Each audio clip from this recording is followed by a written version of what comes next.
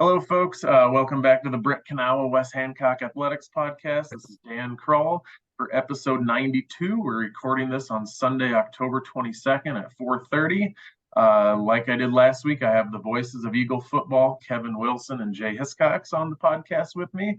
We're going to be bringing you an Iowa high school football playoff episode talking about first round results from Friday night and then the pods that came out Saturday morning for the next two rounds of playoff action. Really special guest, though, today in the bottom left corner of the screen. You'll see Mr. BCMoore himself. His real name is Brent Moore. He's works for the city of Ames up in Ames, Iowa, in the IT department. And he has a pretty awesome website with a formula he uses to help predict Iowa high school football scores. So we're going to be picking his brain and asking him some fun questions and having a good time talking about the playoffs. So welcome, fellas. Before we get to these guys and our playoff talk, I have 14 sponsors, and they're the exact same sponsors as last week. It never works out that way. It made my life a little easier. I have Kelly Real Estate, Window World in Mason City, Katie Salon and Tanning in Titonka, Swenson's Do It Best Hardware, Nick Schmidt, Triple B's Food Trucks, the Britt Car Truck Bike and Tractor Night Cruise, Levi Dawn Trucking, Jeff and Becky Nielsen, Kathy and Doug Zool, Ewing Funeral Home and Monument Company, Miller and Sons Golf Cars, and State Farm. Jay Hiscox, I think is his name. Yeah, Jay Hiscox, State Farm Insurance. Good guy. That money that comes in to sponsor the podcast always goes to the Sanger Legacy Fund. We fund our Hall of Fame, scholarships for graduating seniors. We support the athletic and activity funds at West Hancock whenever there's a need. Outside of the general fund and the booster club, that there's a need. If you want to give to the Legacy Fund, you can go to sangerstrong.com to learn more and to give. 50 episodes ago, in episode 42, I did an episode with Nate Schreur, myself, and a buddy of ours. Check that out. I'll have it posted linked on the Facebook post for this podcast. All right, real quick here, fellas, let's do some introductions just in case someone's popping in here and hasn't seen one of these before the last couple years. So, Jay, tell us about you, and then we'll go to Kevin, then we'll finish with Brent. I'm Jay, and as I said last week, I eat lunch with Kevin on Wednesdays or Thursdays in the fall. I'm a State Farm agent in town, married to Bonnie. I have a daughter, Claire, who's a sophomore at West Hancock. And how long have I been helping you out, Kevin? 9 years? This will be your ninth season. Yeah. So 9th season involved with the live stream, and then I coach basketball at West Hancock as well. Mr. Wilson? All right. Well, I'm Kevin Wilson. I'm an accountant at the Original Saw Company here in Britt. Was the head girls basketball coach for 3 years, and then became the assistant in 2007. Been the girls basketball assistant ever since, in one either paid or as a volunteer. And we started doing play-by-play for West Hancock football in 2013. And been behind the mic ever since, doing the play-by-play. And Jay's been with me for 9 years. And we just, as Jay said, we have a lot of fun, or Jay always says, we have a lot of fun, and we're just two guys watching a football game and get to tell people about it. So. And Mr. Moore, Mr. BC himself. Yeah, Brent Moore. I'm from Ames, Iowa. I've published a website called BCMoore Rankings since approximately October of 2021. I've been very, very interested in ranking high school sports teams. I've covered football since 2021, and then the 2001, and then 2002, I did boys basketball, and I think girls basketball 2005. So very happy to be here. Yeah, you confused me for a second. I'm like, man, he's been doing it longer than that. We've been looking at this site for a long time. Yeah. We'll get into more about what Brent all has on that website and how we look at it and use that data. Pretty excited to talk to him. Before that, though, let's talk about Friday night's game. We played Lamar's Galen in Britt at Bob Sanger Field, and won. I call it kind of an ugly 38-22 game. It was the sixth matchup between those two schools, and now the series is knotted at 3 wins apiece. We've won all 3 of those games in the playoffs, the 96 title game, the 2011 quarters, and now the 2023 first round. They won the 2010 quarters and then 2 regular season games in 10 and 11. Fellas, what were your initial thoughts on the game on Friday up in Britt? Have a little fun here. Brent duped us on this one a little bit. The spread, the margin of victory wasn't near what the computer said it was supposed to be, but I got to give hats off to the Mars Geelan because they played well. They ran hard. They were physical. They were a good team. I thought, defense and special teams. I think we had a huge stop on defense down inside in the red zone, and I think that set the tone a little bit. We were able to rally from that, and what should have been a score from Geelan turned into a score from West Hancock, and I thought that was a turning point in the game there. Yeah, I'd echo Kevin's sentiments. I thought Lamar's Geelan was really scrappy. I was really impressed with their quarterback and quarterback run game. The McCarty kid, just a junior, he was tough. And I was texting with a couple of my basketball players after the game, just telling them congratulations, and they were impressed with his toughness because he took some shots in that game. A lot of times when West Hancock plays teams, their physicality kind of basically wears a team out, and then in the second half you see guys not wanting to carry the ball very much. But he was a really good football player. They had a lot of juniors make big impacts for him. They were scrappy. West Hancock didn't play the cleanest game, had some penalties and just some miscues, and you wonder sometimes, they've got a fairly big target on their back, being, with the last 3-4 year run they've been on. Wonder if maybe they were just a little bit jittery, and but I think a lot of it more so you just got to give credit to Lamar's Geelan. I thought too, we kind of alluded to this in the broadcast. Mitchell Smith had a really good game. He's a pretty special athlete. He hadn't had a lot of carries coming into last night's game. We knew that we were going to see him get more carries out of that shotgun formation and just, basically quarterback power, old school single wing football. And he kind of showed what kind of weapon he can be. And I think you're going to see a lot of that hopefully as the postseason progresses. If we're able to advance, I think you'll see Mitch and his legs be a big factor in games to come. Yeah. One of my takeaways, it was the exact same as last year in the first round when we beat Nashua 44-16.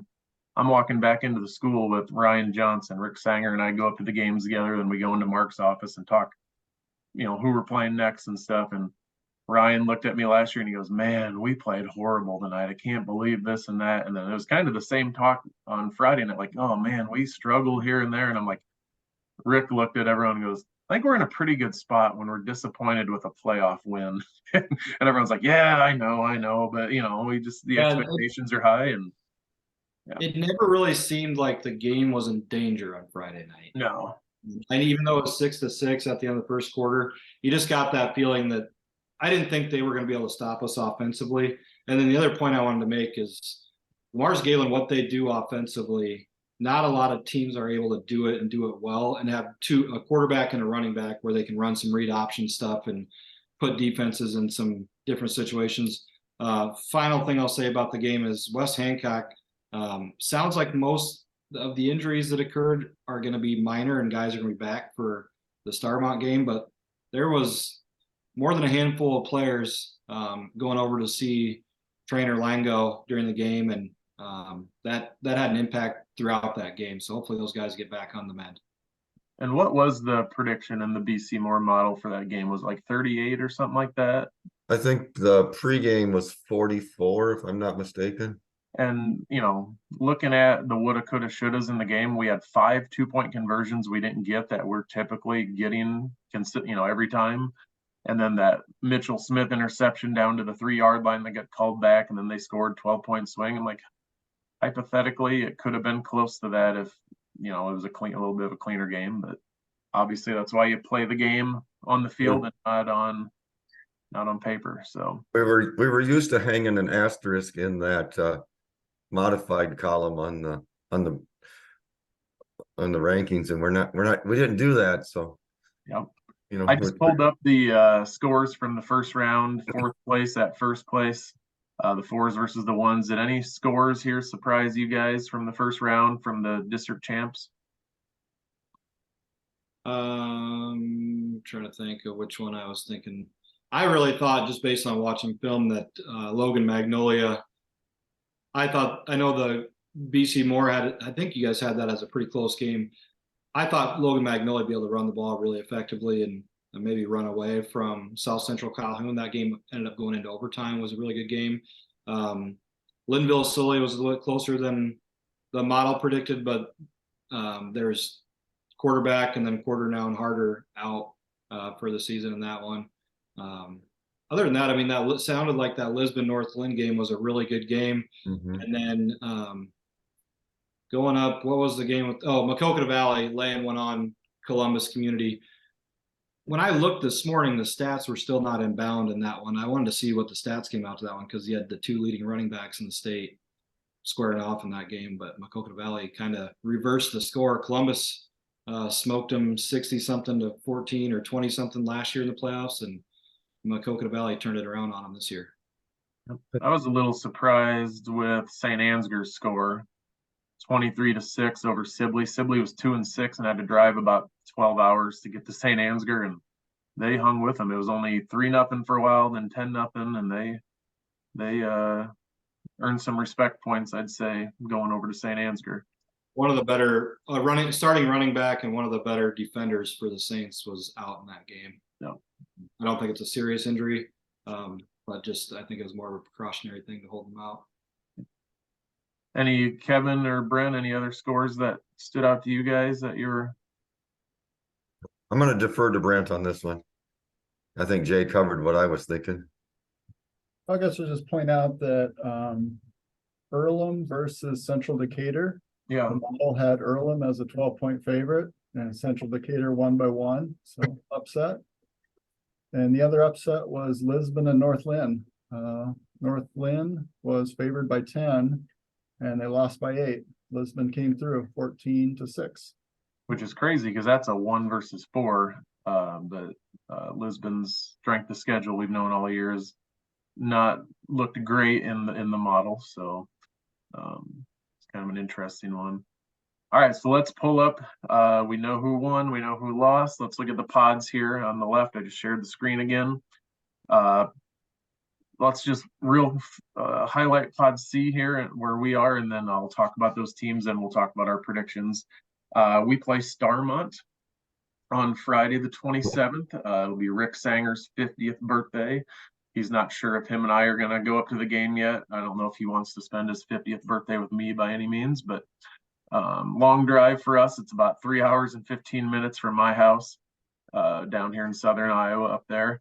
Starmont is making their 17th playoff appearance. They were state qualifiers in 82, 83, 85, 93, 98, 2000, 04, 05, 11, 13, and 21. That season they lost to North Butler. They lost in the second round in 09, 10, and 12. In 2007, they lost in the quarterfinals. In that 07 season, they beat St. Ansgar before losing to Newman. In 1999, they lost to West Lyon in the state title game in 2A. They have a combined 8-16 playoff record. They're coached by Mike Augustine, who has been the head coach since 2019. He has a 14-30 record. He went 1-8, 1-7, 3-6, 1-8 last year. Now they're 8-1 in 2023. So kind of nice to see them turn things around a little bit. West Hancock played Starmont in 1994 and 1995. If you watch the Jim Timmerman episode that I did back, was it episode like 6 or 7? Jim was the AD. He told the story of he had called over 50 schools to try to get non-district games scheduled and no dice. And then finally they got Starmont and we beat them quite handily both those seasons in 94 and 95. On the other side of our pod, we have Maquoketa Valley, 7-2 record, going to Wapsie Valley, who's 8-1. Maquoketa Valley's been to the playoffs 13 times. Lost in the first round 88, 94, 02, 04, 2015, and 2022. Last year in 22, they lost to Columbus 62-14, and now Columbus lost their first round game by roughly that same score. They lost in the second round in 2014, the quarterfinals in 89, 2001, 08, 12, and 13. They've never made it past the quarters. I don't know how to say his last name. It looks like Scott Monk. Monk is in his first year as the head coach after 18 years as an assistant at Maquoketa Valley, but he's been the girls basketball coach for 20 years, and he has a 313 and 105 record as a girls basketball coach. And then the other school there, Wapsie Valley, they are very, very similar to West Hancock tradition-wise. This is their 34th playoff appearance, just like West Hancock. first round appearances. This one's going to take a while. 74, 81, 82, 89, 92, 2014, 16, 17, and 18.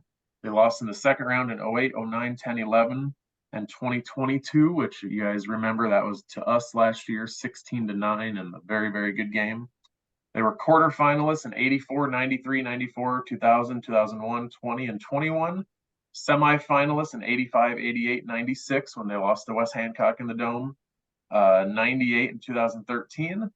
They were state runner-ups in 1990 and 2006 and state champions in 86, 87, 97 when they beat us in the semis. And they also won state titles in 07 and 2012. They've been to 7 state title games. My good friend Jerry Southmaid was the head coach at Wapsie for 33 years, went 241 and 83. Tony Foster took over for Jerry in 02. Won 2 state titles, and then his son Dwayne Foster took over in 2021, and he has a 23-7 record in those 3 seasons.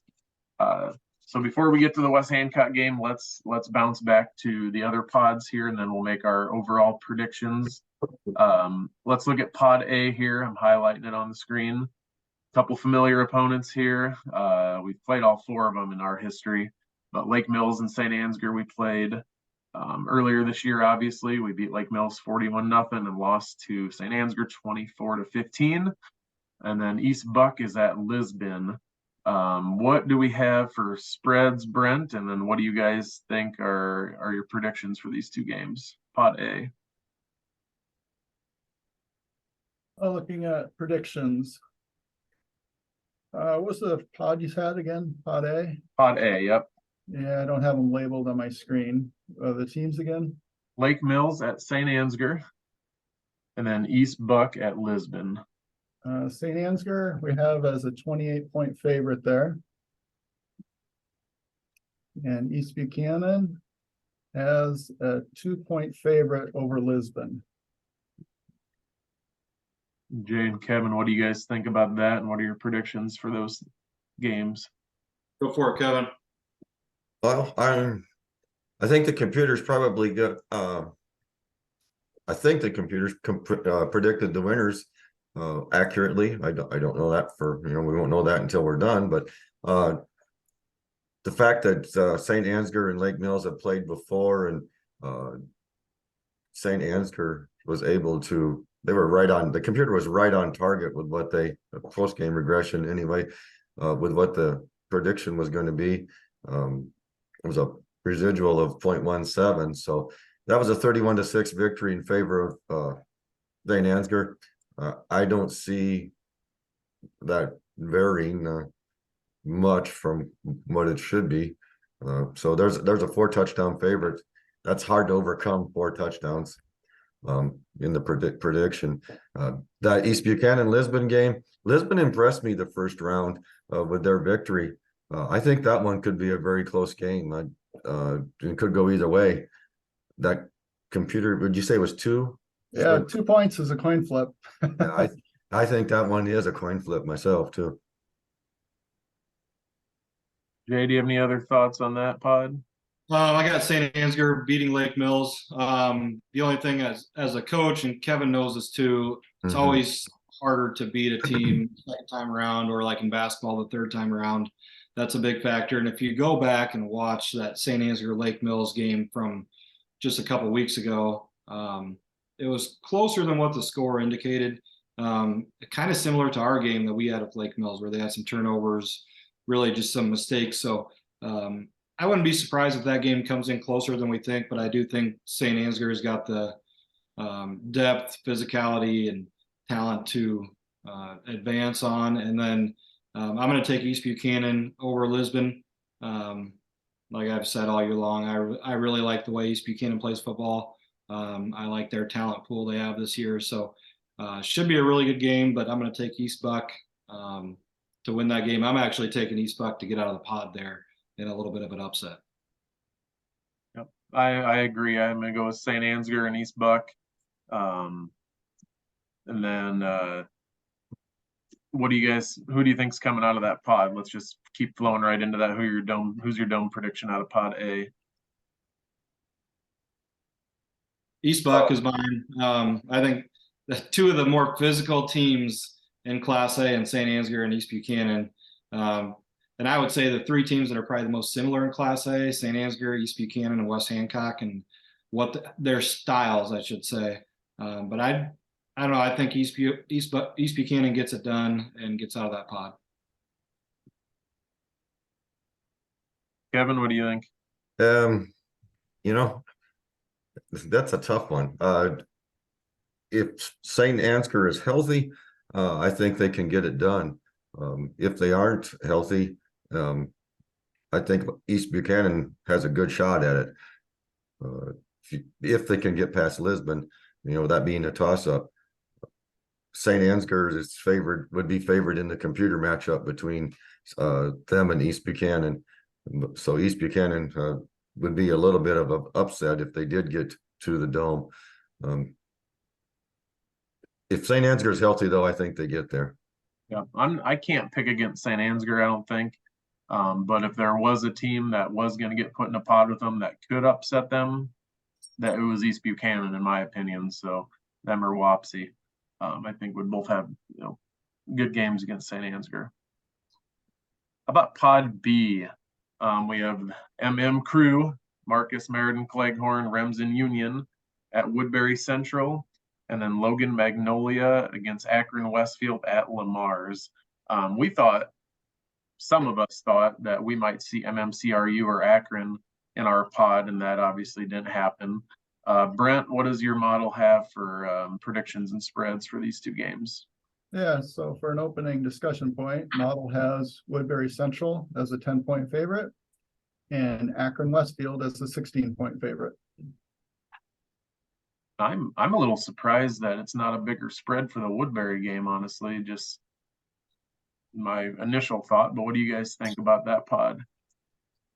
A lot of teams that want to throw the ball around the field, except for one. Logan Magnolia wants to keep it on the ground behind Grant Bricks, stud lineman we talked about last week. Got offers to a bunch of different Division I schools, but I think Woodbury Central, I really like the quarterback, Drew Klunder. I think they advance against MMCRU. One thing to kind of keep a lookout for going into this Friday is the weather on Friday night.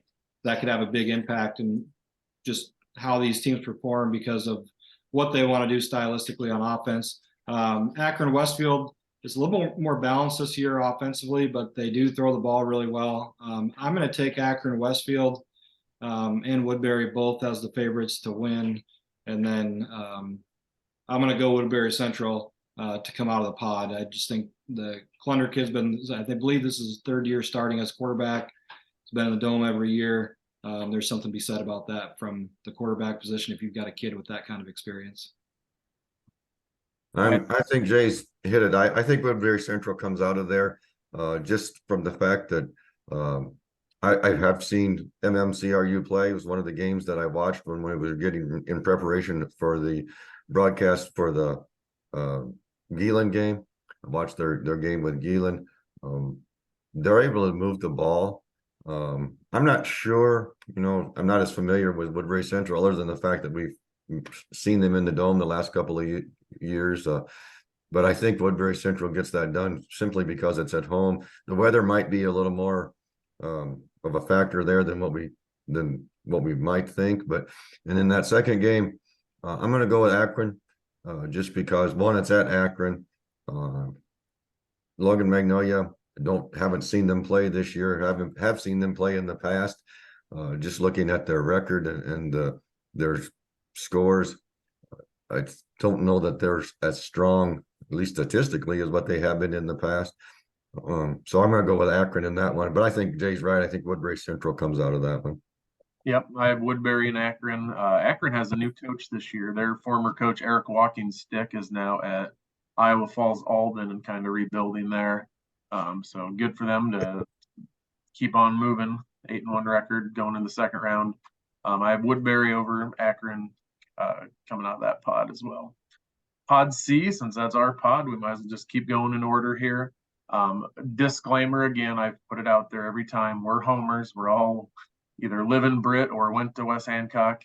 So we're not probably going to pick against our own team.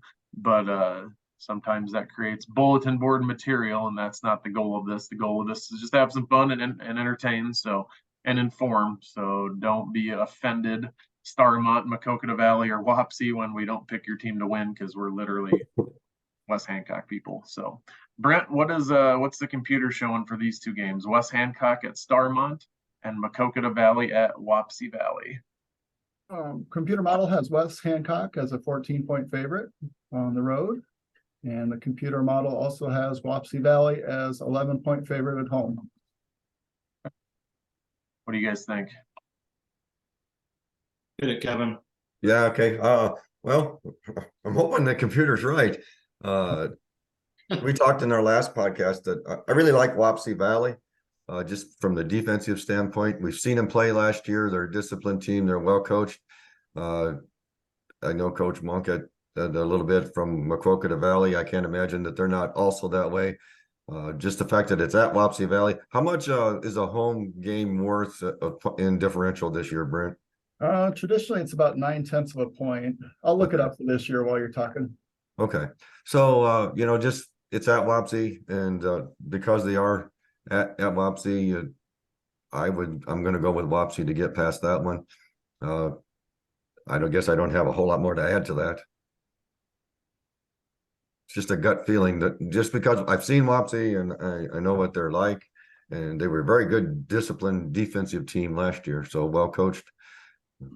We felt fortunate when that game was over that we got past them. Yeah.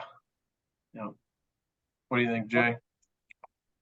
Go ahead, Brent. What was that? Oh, sorry. Yeah. So the home field advantage for this year is actually 1.8 points. And that strikes me as really high, like maybe the highest it's been in the last 20 years. How does that change from year to year, Brent? What dictates that number? It's based on the 1,600 games that are played. And the computer model has these independent variables, which are the team strengths, that it tries to measure teams and get the fit right. And the other variable is home field advantage. And sometimes, some years, the home team does better than others. This year's been more home team heavy.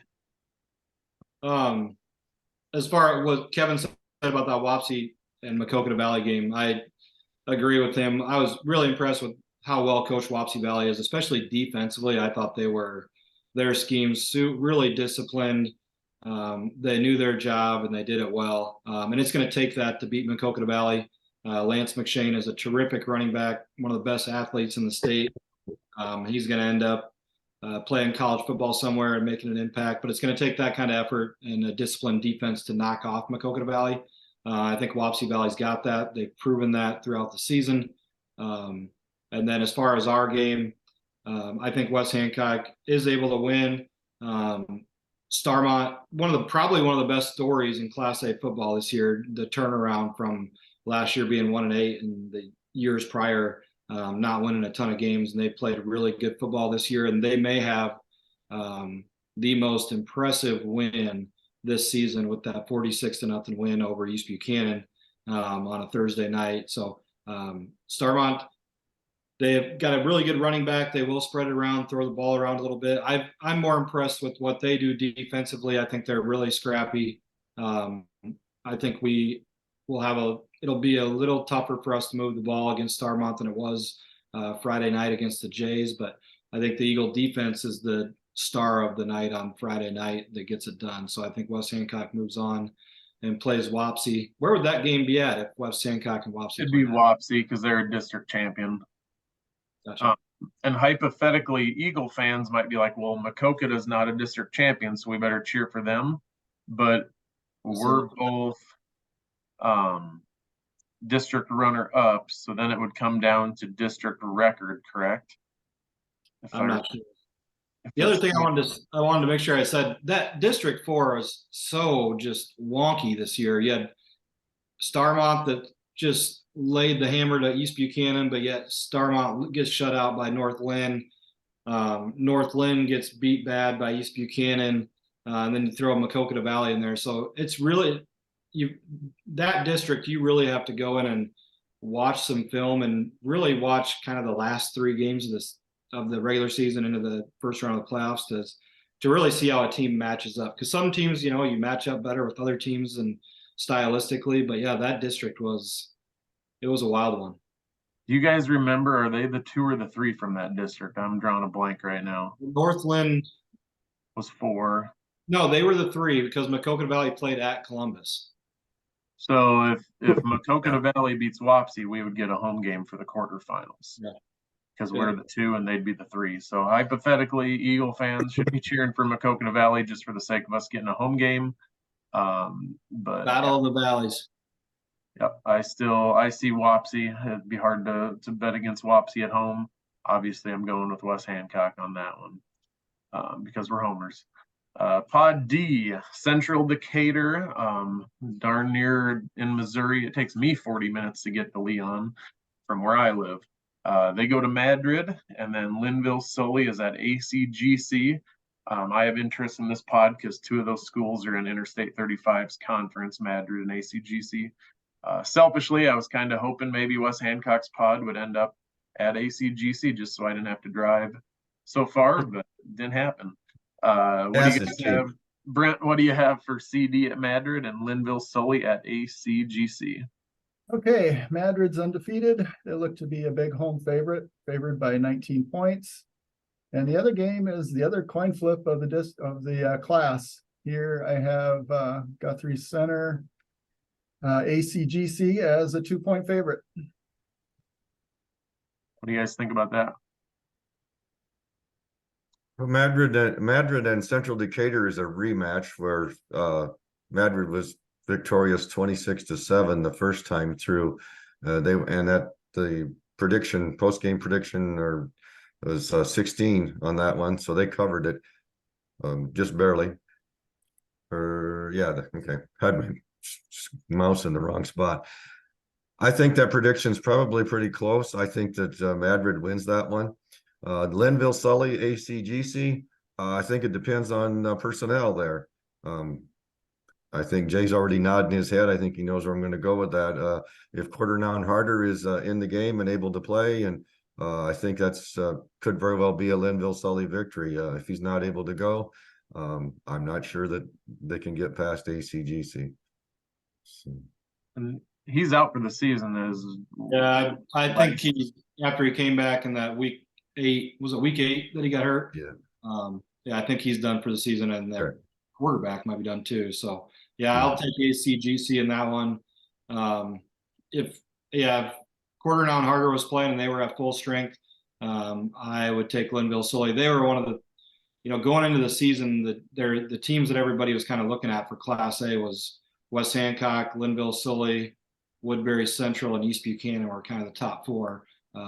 St. Anzier snuck up there with their really impressive win over us, but Linville Sully, is just in high school football, especially small school football, it's really hard to overcome some injuries to really good athletes, and Noun Harder is a special athlete. So I got ACGC in that one.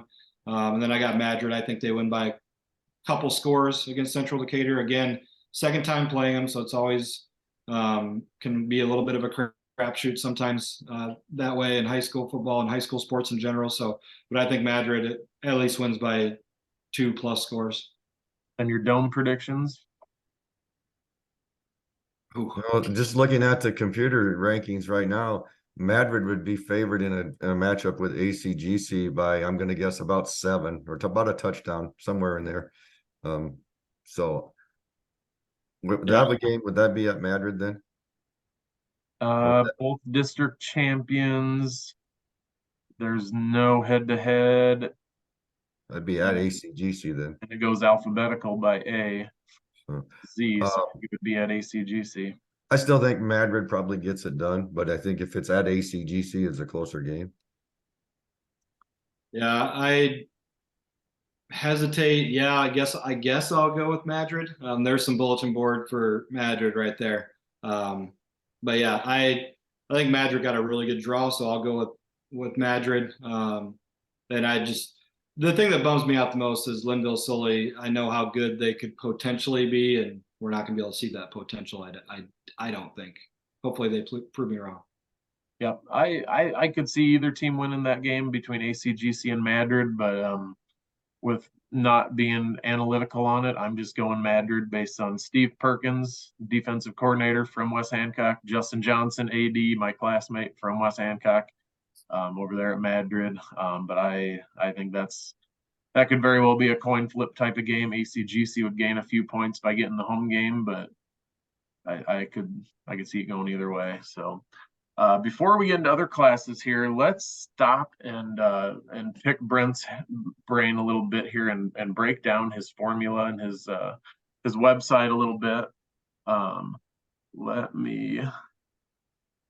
not very technologically advanced, so I have to unshare and then reshare my screen. Brent, tell us a little bit about the background behind, you said 2001 you started this. Yeah. How does it all work? What are some of the analytics that go into it? What's the math? What are the formulas? And then Jay and Kevin have some questions. So go ahead and break down the BCMoore formula. Yeah, it starts as a great story. I attended the Class A finals in Cedar Falls, and my hometown team was Manning High School, and we were playing Hubbard Radcliffe. Manning was undefeated. Hubbard Radcliffe had 2 losses, and we lost the game by like 10 points. And I always wondered for quite a while, was that an upset, or maybe the other team was just better and they played tougher competition?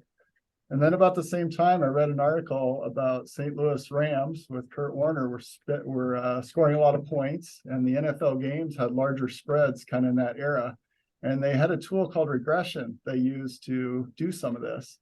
And I had regression training in my college coursework. So I thought, oh, that is right. You could do that. So I started a model of the district that Manning was in 2001. And then I just thought, well, you just need more data. You could do the whole state. So I did the whole state and started publishing kind of small, and then started a website to show the results. So mainly the formula is regression, which is a statistical process for minimizing kind of what your model says versus reality. You want to get those as close as you can. And maybe the difference that my model has is it tries to throw out non-competitive games. So if you have 2 teams that have a difference of technically 2.5 standard deviations, which is about 22 points, if the expected number is over 22 points, the computer tries to throw away the result as best it can. I'm a 4th grade teacher, so I picked up about a third of what you just no, let me click on Class A.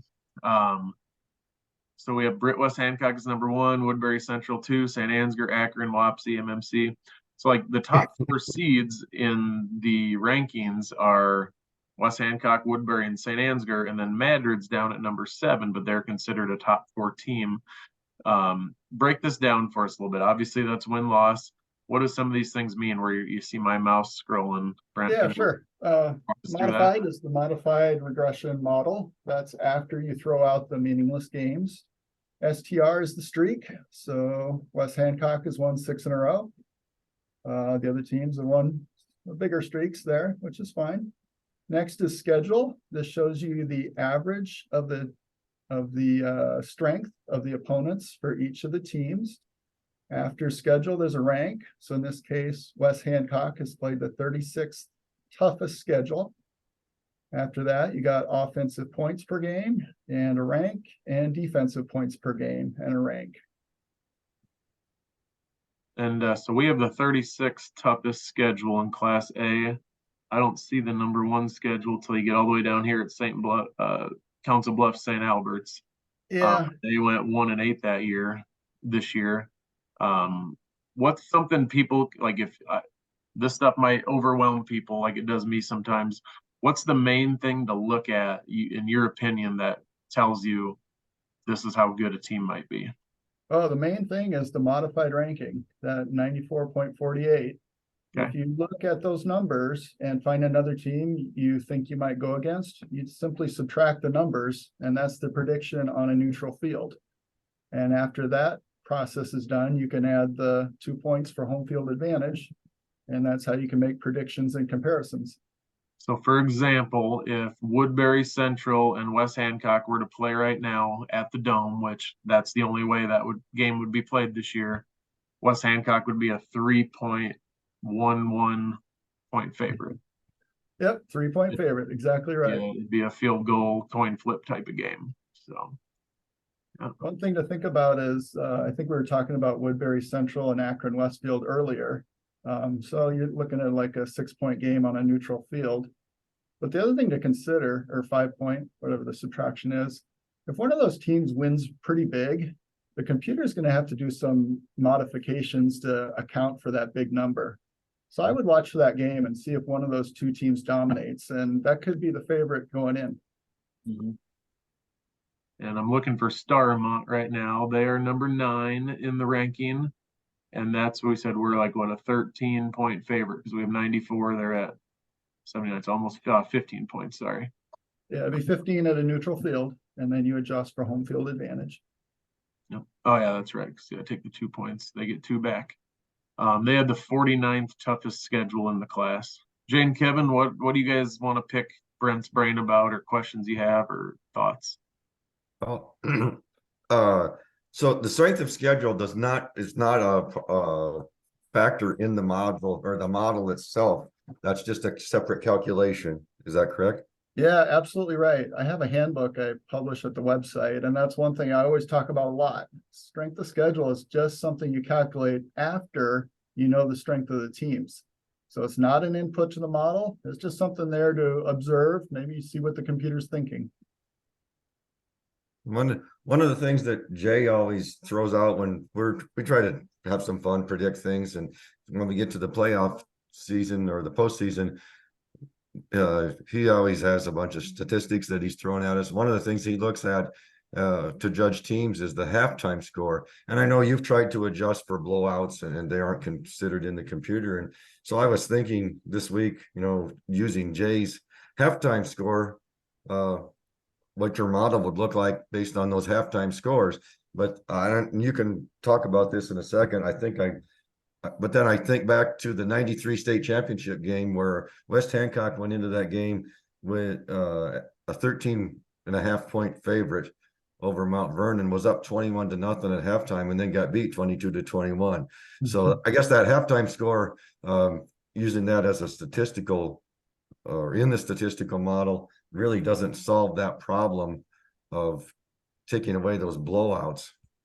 I don't know, do you have any thoughts on that? Yeah, I like the idea. I'd never considered that before. I feel like you could take the halftime score and multiply by 2, and that might be the effect of the varsity playing the full game instead of reserves going in, which I think is the motivation of what you're thinking also. Yeah, if I have an easy way to get data, I could experiment with it. So that could be a time-consuming endeavor to try to find halftime scores, because you'd have to go game by game and put in, click on the thing on Bound. But another thing we could do is maybe just click on Britt West Hancock's name there, and we can look at their season schedule. Oops, advertisement. Yeah, it is. So you'll see the stars, I think we mentioned earlier. And the stars indicate a game where the computer thinks it's not competitive. So what differentiates my model from a lot of other ones is this idea that you throw away some data because it just doesn't mean anything. At some point, West Hancock can name the score, depends on who they put in the game. So for West Hancock, their computer model is only using 3 games to make a judgment. So before the Galen game, there was only 2 games that really mattered. And clearly the big game against Central Calhoun influenced the prediction quite a bit for the Galen score. And now that the Galen score is in, that's really good because now we have a prediction based on 3 games, which is good. You'll also notice the St. Ansgar game was believed to be a 4-point prediction for St. Ansgar. This is after the fact. And in that game, the model thinks West Hancock overperformed by 13 points. Oh, sorry, underperformed 13. Sorry, I can't read my own output. I sure wish it was the other way. Yeah. So yeah, perhaps, if they played 100 times, the computer model thinks that West Hancock might win about 60 of those games. But you only play once, and there's variation that happens. And I always like down here, best game and worst game. That I always go right to that when I'm looking at a team. Our best game was a 51-point win over South Central Calhoun. I drove up to that game thinking, oh, we're gonna get a challenge tonight, and it was, not close. And then our worst game of the season was a 16-point win over Galen in the first round. So I always like to look at the best and worst. What kind of time commitment does this take from you on a Friday night or a Saturday morning, Brent, to put in all this data and get all this? Yeah, usually it's Saturday morning, and it's been about an hour because I've really done a good job of getting all games. If you go to Varsity Bound, I can get those scores, and there's usually about 20 or 30 left to find after that point. So then I do the web research and get the last 30 and then publish. This year, I've been also doing a little bit of a commentary after each week of what the surprises are and what the model is seeing. And that takes another 40 minutes. But it's fun time well spent trying to understand what it looks like for Iowa high school sports. And a question I asked you before we hit record, how accurate are your predictions? Like you gave us percentage. How often do you see that coming to fruition?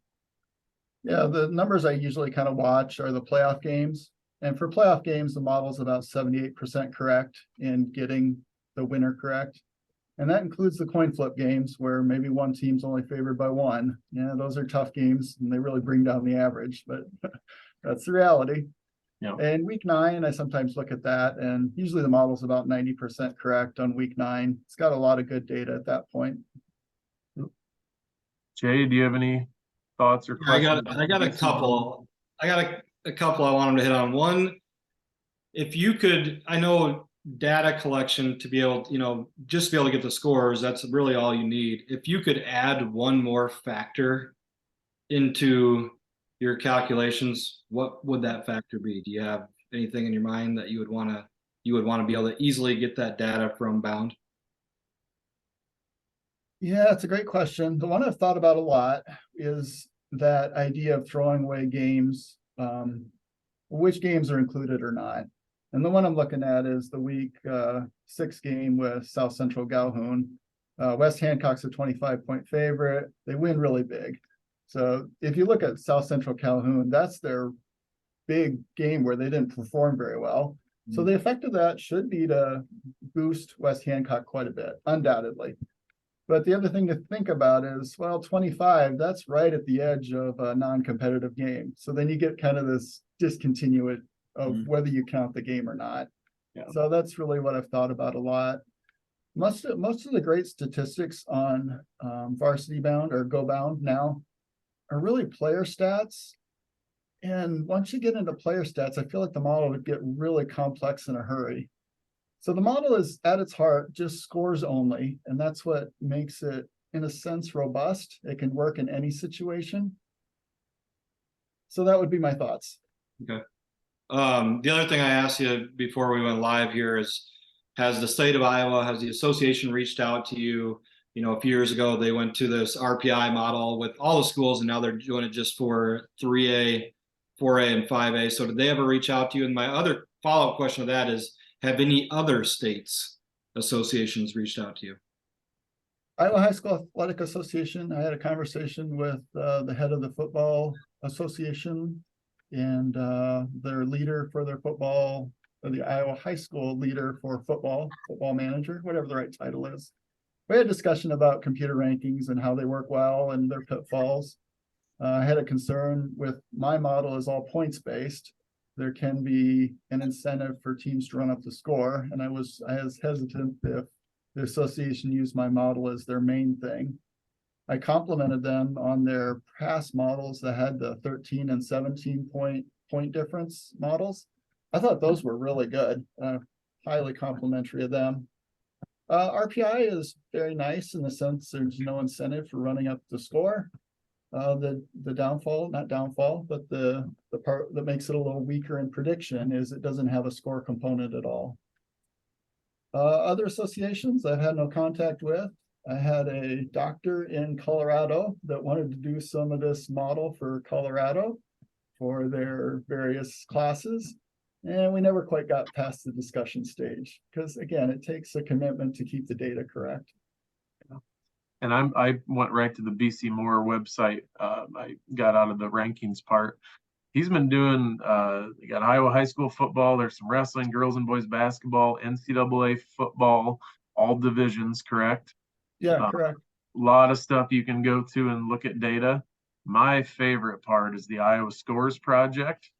It's been a while since I've looked at it, but I mean, I used to dig into this all the time. Let me see The all one the, you want is historical football yeah, rankings. there we They go. changed it a little bit recently.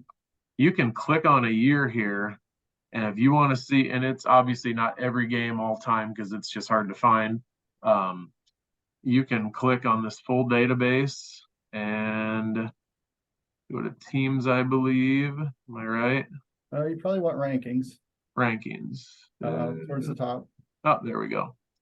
And you can see, like, for games that Brent has, like, we're technically the 10th rated team in all time, just because there's a lot more games in there and we've had some success. But you're like, I wonder how, Britt West Hancock's done over the years. He has every game from 89 through 2023 in there. It separates out Britt and West Hancock, I believe. Yeah, I need to figure out a better way to do that. I'm not quite there yet. I have some ideas. Yeah, so you can, you can That's scroll always, through yeah, that's always tough to when you've got a school, because some of those schools there's might be 3 programs that combined in. You think of Central Lyon, George Little Rock, and like OABCIG. I mean, that makes it really difficult. You might want to search for Britt because there's about 1,100 entries right now. Yeah. Some guy knew all the scores of those games and sent you an email, I believe, if I remember correctly, right? Yeah. Yes, thank you for all the help. I mean, I've gotten a lot of good scores over the years. I've done a lot of original research myself. Yeah, I'm a nerd when it comes to high school football. I love this type of stuff. Probably passed Britt already, and I'm just not seeing it. But Hey Brent, one last question for me is, how surprised are you at how popular your website and just the rankings in general have become from around the state? I mean, you look on the message boards, and I was telling you, like in the basketball seating meetings for postseason, we're using BCMoore a lot of times in our coaches discussion. Is this something you envisioned would kind of blow up this much, or I guess what's your reaction to how popular it's become? I feel like since it started in 2001, I've been the only one that's done it in a real sense, in a mathematical, statistical sense. The association has done some RPI rankings. I feel like the voters on the human type polls, they really have a strong temptation just to rank based on record, put all the undefeated teams first, the next, all the 1-win teams. So I think it's kind of had a monopoly in its area for the last 23 years, in that it's able to separate the human feeling from just the scores. You see the game, you understand the strengths of the teams, you get some insight, but nobody has that much insight for every game in the state of Iowa. And the model provides a nice baseline. with all that being said, let's quickly go through the other 6 classes. Can I ask a quick question before we go? Can you go back to BC's page, please? Anything for you, Kevin? Where you want me to go? Thanks, buddy. Back to the matchup screen.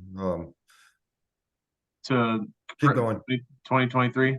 Yeah, where it does the yeah, go up to the upper left there where it says predictions weekly by date, matchup, so forth. Just click on any one of those. That date works good. Okay, could you explain just in quick layman's terms? Because I've been asked this and haven't been able to really answer it in a way that people understand. You have the line and then you have the probability. Could you explain where the probability comes, or how that probability is calculated? Yeah, excuse me. It's a standard normal distribution, which is part of the regression model. So if you're a 14-point favorite, in this case, that ends up being an 85% probability of winning. And as you can see, if it's a coin flip game, a true 0.00, it's going to be a 50%. You can see if you get over about a 30-point favorite, then you're close to that 99% number, and gets to 100 rounded. Okay, So- thank you. And then the last one, way back in this beginning, was that Manning game an upset? It was an upset. Manning was favored by 14, is what I figured out from the analysis. And they ultimately lost the game. I've heard some stories of the game in which this was 2000. Cell phones were becoming new, and players had cell phones, and there was a lot of chatter between the various senior and junior classes, wishing everybody well. I've heard they had trouble getting to bed on time, and everybody was a little tired, and it showed. But that's what I've heard.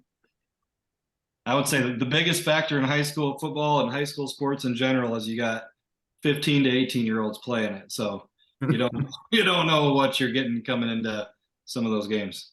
Which is what I was gonna say, because it floors me, because Brent, you said what, 78% of the time this is correct. Like 79% of the time. 79% of the time with high school kids playing, your computer model can predict the winner, which is crazy. Like that's a pretty high percentage when you're dealing with high school kids. I think that's pretty crazy. So anything else for Brent on his model before we use some of that information to predict our 5A through 8-man dome teams?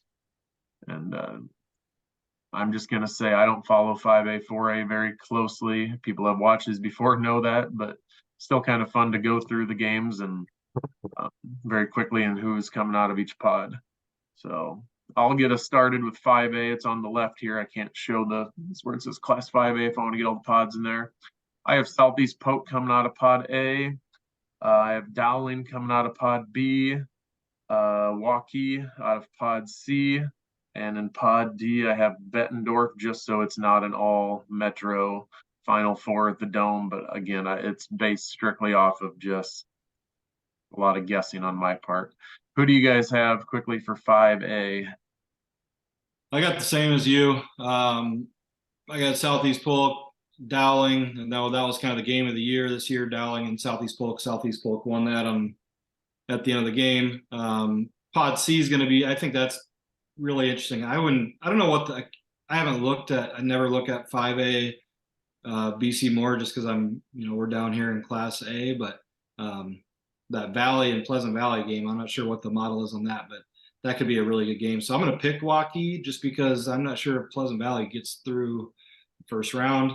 And then I think the Bulldogs of Bettendorf are able to get out of Pod D. I agree with you there, Dan. Kevin, what do you think? And then Brent. I think we're pretty much in agreement, except and again, I'm like you guys. I have no idea. Don't get to see him play. I took Pleasant Valley out of Pod C. Again, looking a little bit at record. Sorry, Brent, but they have some tradition there. It's been a while since they've been there up in the upper echelons, I believe. But I'm going to go with Pleasant Valley out of that one. Anything stand out, Brent, to you by the numbers? That'd be a bit of an upset. I understand that, but these, according to the computer models, both of these games are really close to coin flip games. Overall, the computer model favors the winner of Waukee, or actually Waukee is probably looked like the favorite. All right, how about 4A? I'm going in Pod A with North Scott. I am going with an upset with Newton, and again, very scientific. It's because Chad Klein's sons play for Newton, and just rooting for Newton there. But I think North Scott comes out of that one. It could be Western Dubuque, one of those coin toss ones there. I have Bondurant Farrar upsetting. I'm on the wrong pod here. I have Lewis Central coming out of Pod B. I have Bondurant Farrar coming out of Pod C. Zach Fonts, a friend of mine, is the head coach there. I'd like to see him get to the Dome. And then Xavier is always hard to bet against, even though they're playing Indianola. It's hard to go against Xavier in Class 4A. What do you guys have for 4A? I mirror you exactly. Looking at 4A, I think I was telling you guys before, two of the better teams in 4A got beat by 3A teams this year. I think 4A and 3A are going to be really fun to watch. Looking at Brent's models, I think the top 6 or 7 teams in 4A are within like 7 or 8 points their mods are of each other. So it's going to be just knockdown, drag out. Who knows who's going to get there? But I got Lewis Central, I got North Scott, I got Bondurant Farrar, and then Cedar Rapids Xavier out of Pod D. So that's who I've got. I think Lewis Central right now is my early favorite, who I think is going to be able to win it all. But man, 4A and 3A, just kind of put them all in a hat and draw out a name. It's going to be fun to watch. Brent, what's the computer telling you for 4A? Yeah, I like Jay's thought a lot. I feel like some team might get hot and blow out somebody that's supposed to be a close game, and that's immediately going to be the favorite. So yeah, top 6 teams look all strong. Who is the overall number 1 in 4A on your model? Currently North Polk. North Polk is, and they get a home game against Ballard and then potentially Xavier. 3A and 2A. 3A is on the left. Crazy to me that Harlan is 6-3 and has to travel in the first round. That's not typical. I'm going with Creston to come out of here, but hard to sometimes bet against Webster City, but I think Creston's real deal this year. Pod B, I have Solon coming out of that pod. Pod C, I'm going with Williamsburg this year. Coach Ritchie produced a lot of good Central players over the years, and I would like to see Humboldt pull the upset with Coach Elman from Buffalo Center. But I'm guessing Williamsburg and Mount Vernon would be a pretty close spread in the BCMoore model. And then Pod D, I'm going to go with Sioux Center. I know Clear Lake's kind of our local team. They got exposed a couple weeks ago in the regular season. I just think Sioux Center is probably going to get this one. That's a tough pod right there, I'd say, with Sioux Center, Heelan, and Clear Lake all being 8-1. But I'm going to go with Sioux Center for my predictions. What about you, Jay? I got Sioux Center, even though I'm going to be rooting for Clear Lake. Got some family over there. My parents are now Clear Lakers, so they live over in Clear Lake. But I think Sioux Center comes out of that one. Pod C is Williamsburg and Mount Vernon, 2 really good teams. I had Williamsburg to start the season. I thought they were the best team in 3A. They beat Cedar Rapids Xavier in the regular season. I think Williamsburg gets out of that pod in a really good matchup with Mount Vernon. I think Solon, my sister and her family, my nephew's on the JV team at Solon, so I'm going Solon and Pod B. And then Creston, like I said, Creston has a impressive win over 4A Lewis Central, so I think Creston in Pod A. But yeah, 3A, again, like 4A, really interested to see how that shakes out. But Williamsburg is a team I've kind of kept an eye on all season. I like some of their players they got there, and I think they end up being the champs. Kevin? I agree, and Jay and I have talked a little bit when we've been doing lunch every week about Williamsburg, and I have not seen him play, but I'm intrigued by that Sioux Center team. I think if I remember correctly, last year they were, I don't know, 2 or 3 losses and didn't quite get as far. I just think that might be a team that's. I think they're going to come out of Pod D, but I think that Pod D, really tough pod. And any one of those 4 teams, I think, could come out of there if they get hot. But Clear Lake, after they got beat, I just don't know what to think now. They were on a roll, and I don't know how they're going to respond in the postseason to that loss. I hope they respond well. But the computer, is that I don't remember if it's I think that's a tight game between Heelan. I think computer has. What game you looking for? Computer has Heelan winning that one. So yeah, even though it's at Clear Lake, It's a long drive. it Brent, is. what's your computer showing for 3A? Yeah, I agree with Jay's overall analysis. There's a lot of teams that are bunched up pretty tight. Mount Vernon and Williamsburg, potential management matchup. That's number 1 Williamsburg versus number 3 Mount Vernon, as they're currently ranked. That's a really strong matchup that'll provide a lot of information. Clear Lake at number 13. Problem is they're about 17 points out of first place right now. So their championship hopes are a real long shot. Be a great story if they did, though, with Coach DeBreeze losing his son and his assistant stepping in as interim, and just they've gone through a lot. But that loss to, gosh, who was it they lost to? Was it Humble. Humboldt? And Humboldt's only 5-4, so that raised some eyebrows, I think, as to how good they really are. But that was a weather impacted game. It sounded from what I was told. We got someone that was a newspaper writer down there that's related to me, and that was a big weather impacted game. And it sounded like Clear Lake just really didn't want to be there after they got down a couple scores, and game kind of got away from them. So, yep. All right, 2A on the right here. Pod A. Pretty hard to go against Central Lyon, George Little Rock any year. I think they're as strong as ever. I have them come out of Pod A.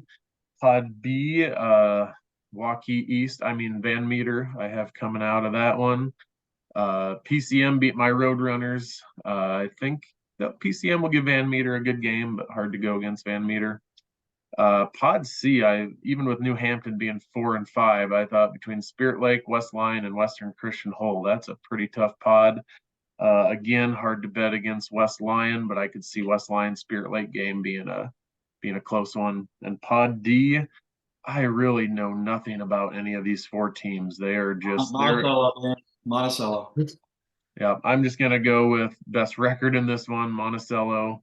Those are teams that just don't come up on my radar much. So I have Van Meter, CLGLR, West Lyon, and Monticello for 2A. How about you guys?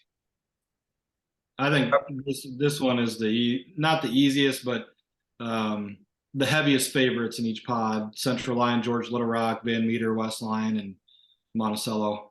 In my opinion, I didn't look to see in 2A where you got Spirit Lake at, but it's hard to bet against those first three teams, CLGLR and Van Meter and West Lyon, just because of their history. And then I'm with you, Dan. I'm not super familiar with that area, but I'm going to go Monticello and Pod D.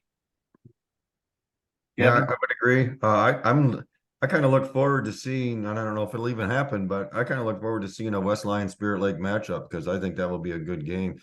Right now in the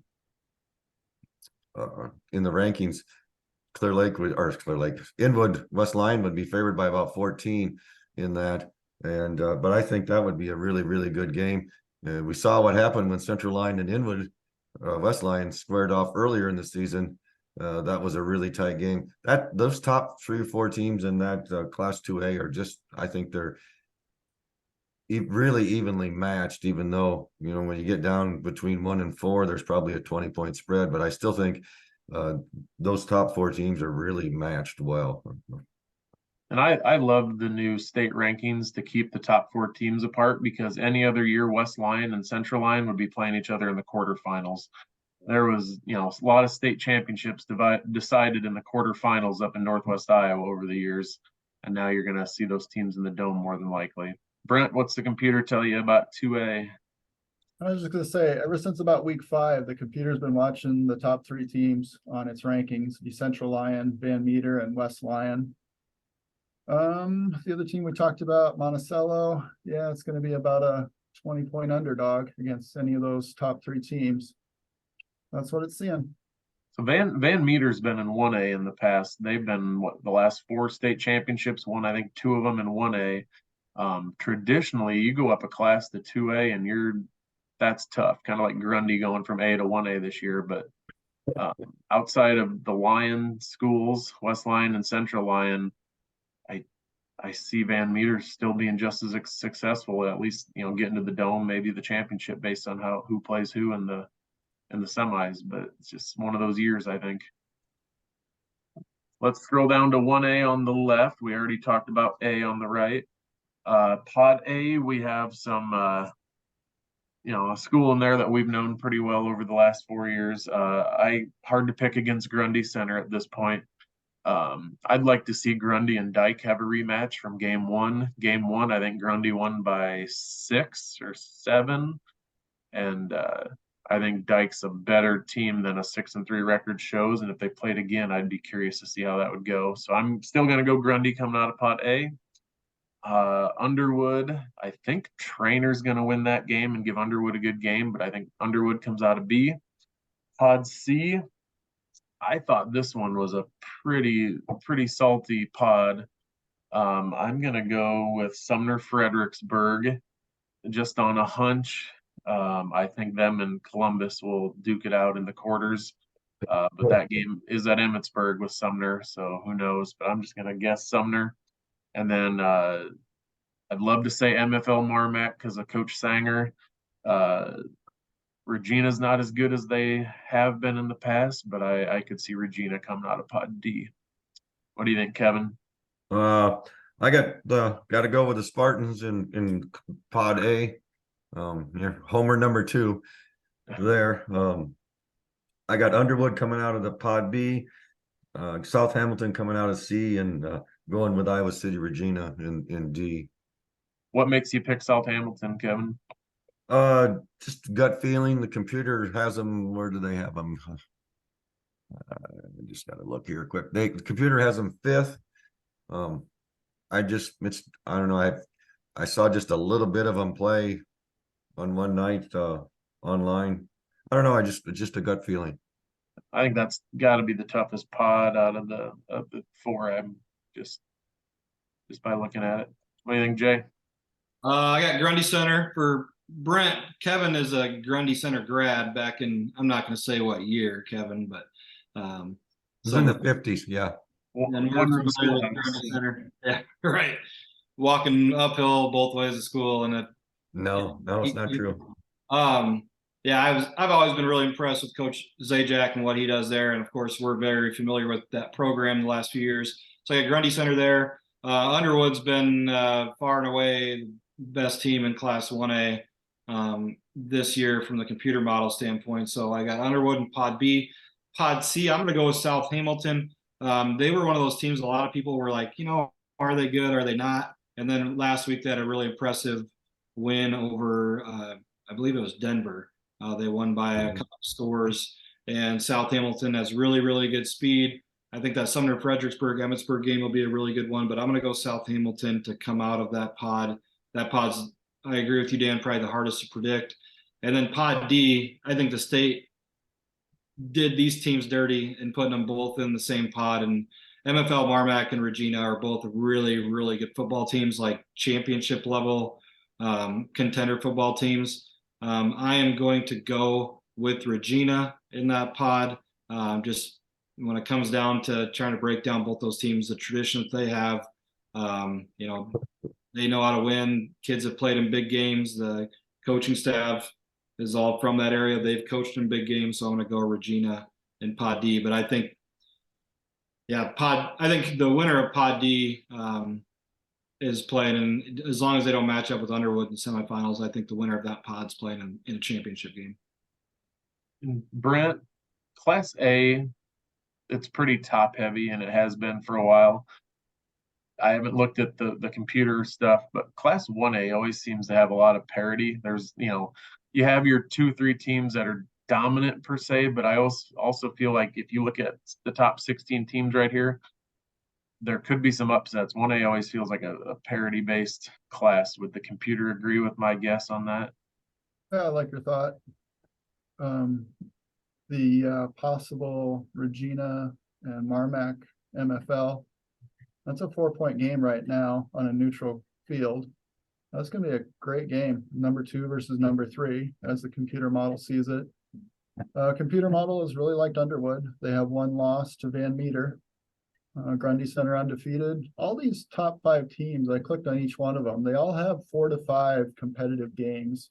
So the computer model should be relatively good. If you have a team that only has maybe 1 or 2 competitive games, then the model predictions are a little less accurate. So we'll see, obviously. Yeah, I always think 1A is kind of fun to follow because it's not just getting, sometimes in Class A, even up to the quarterfinals, there's a lot of 40, 50-point wins in those first and second round games. 1A, you don't feel like you get that as much. One thing to keep an eye on, Dan, is in that Pod A in Class 1A, is you alluded to it, Grundy Center and Dyke New Hartford. Grundy won by 1 point in week 1. And the thing that's hard to predict is that game is a lot like, people are familiar on that watch this podcast, a lot like West Hancock and GHB when they play. It's a rivalry type game two programs that are really familiar with each other, and it's always closer than what is predicted just because of, that backyard rivalry type game. Yeah, the stuff you can't put into a computer system type of thing. And Pella Christians played Grundy already in non-district, and Grundy, I think, won fairly handily, but again, you learn a lot more through losing than you do winning sometimes. So I think that game could be closer. Still can't bet against Grundy, though, with Coach Conger having some Britt connections there as well. Class or eight player, real quick here. We don't follow this terribly close, but we do have Garrigan in the mix this year, so it's kind of fun to have them doing well. Pod A, got to get my sheet turned here. I have Don Bosco. That's about impossible to go against them, but Winfield Mount Union's 9-0. B, I'm just for fun. Bedford, I want to see them play Lennox. They share a couple sports together. They're both kind of down in my area. But I think Bedford gets to the Dome in B. I want to say Garrigan wins Pod C, but I think Cam Anita is pretty tough. And then St. Mary's Remsen, they're the defending state champions. So I'm going to go with Cam taking that. They won state 2 years ago. And Pod D, I'm going to go with Gladbrook. They were number 1 to start the year. I would love to see Iowa Valley and Clarksville replicate what Iowa Valley and BGM did last week, 78-77. I don't know if you guys saw that score, just chaos and 8-man sometime. And I want to pick Brent's brain a little bit on 8-man because that's just a different beast when it comes to scoring points than it is the other classes. So what do you guys think for 8-man? I'll go the top right in the Mount Union, Bedford, Cam, and Clarksville as my winners. I'm gonna say right now Winfield Mount Union as the champs. They've got the best player in 8-man, Cam Buffington. He's going to Iowa next year. He's one of those stud, kind of freak athletes that's playing on an 8-man football field that can cause a lot of problems. So he's about 6'3", 220, and a really, really good football player. So I'm going to go with the team that's got the best player. And a lot of times that's what it takes in 8-man football. If you got one of those guys on your team, you're going to cause some problems. So Winfield Mount Union as my champs, and all the other undefeateds coming out of their respective sides. That's the home of Jess Settles. Yep. Winfield Mount Union. I hear he's playing ball for the Hawks this year. He still has some eligibility left. So. Well, what do you think, Kevin?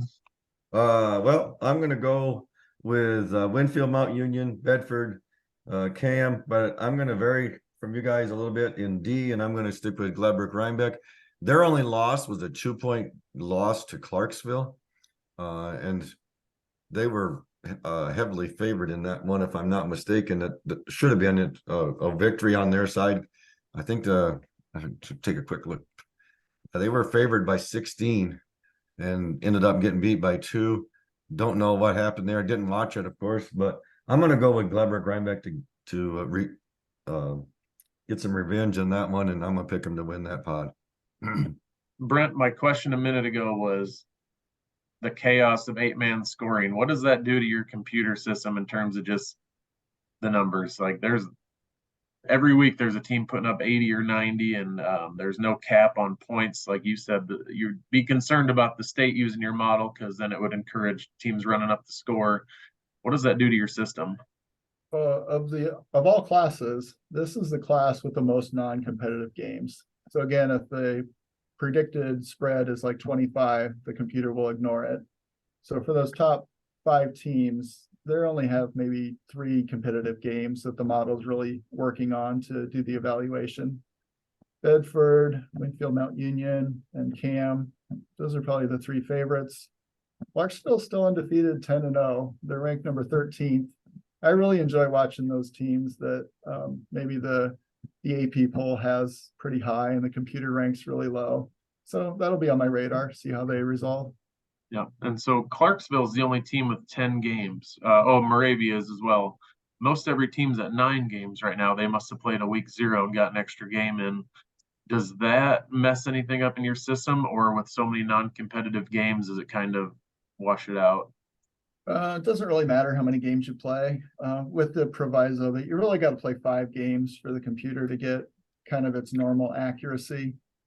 We see this in the early season of basketball. Sometimes a team will play 10 games before December or the end of December, and other teams maybe have only had 5 games. The model will simply use the games that are played. It's not a problem whatsoever. It doesn't skew any data or anything by having an extra game. It just Nope. still non-competitive games mixed in there. RPI is very affected by unequal games, just to clarify. Mhm. You mentioned some wildness in class, or in the 8-man game. If you look at Gladbrook Rhinebeck's schedule, their 3rd game of the season, they played Tama Meskwaki, and computer prediction had 101.32 prediction for them. So Okay. Lay the points. Lay the points. that kind of surprised me when I looked at that. Mhm. That's yeah, but you see some like those 90 something, it's just crazy. So yeah.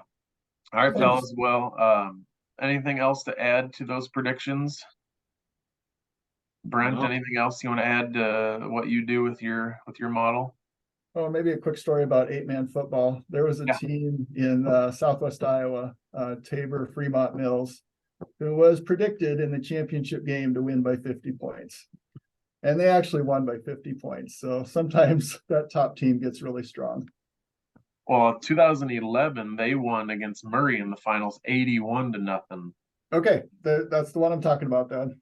Yeah, it was 81-0, and then Britt, West Hancock, and Lisbon played the next game in the championship, and we lost 14-12. So it was quite a contrast between the first game to the second game, and then the 4A people coming in were probably wondering what the heck was going on. So yeah. This coming Friday, it's Sunday night right now. We go to Starmont. We're now 28-6 in first round games, 58-29 overall in 34 playoff appearances with 4 titles and 5 runner-ups. 11-2 this decade in playoff games. Mark Sanger is now 15-2 in playoff games, and we're 4-1 in second round contests because that obviously hasn't always been a thing.